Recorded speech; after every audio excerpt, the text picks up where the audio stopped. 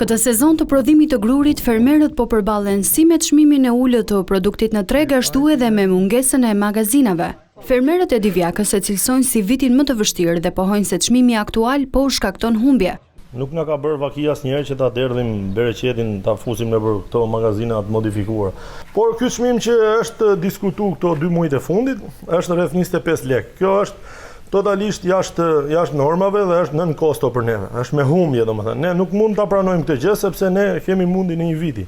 Kemi bler karburant me çmime shumë shtrenjta, kemi bler plera kimike shumë shtrenjta. Fabrikat nuk marrin, po 25 është një çmim që nuk mund, është pa pranueshme, kur ka qenë nafta me 600 lekë, nuk ka qenë ky çmim. I njëjti shqetësim është edhe për fermerët në fushën e Maliqit në zonën e Korçës.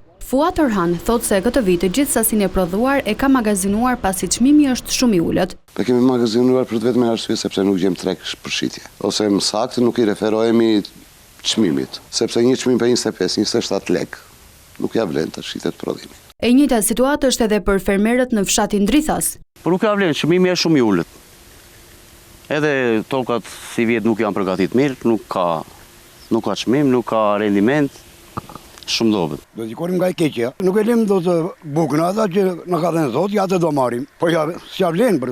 Ajo është kot fare një. Me këto çmime që janë, shpenzimet nuk dalin. Gruri me 26, krundja me 35, ku është çmimi? Gruri është 260, po për momentin. Kurse krundja është 350. Në fushën e Maliqit këtë vit janë mbjell 4000 hektar me grur nga 3400 që ka pasur një vit më parë. Në qoftë se vitin e kaluar ka pasur një rendiment nga 50 deri në 60 kuintal për hektar, këtë vit rendimenti mesatar nuk ka shkuar më shumë se 40 kuintal për hektar.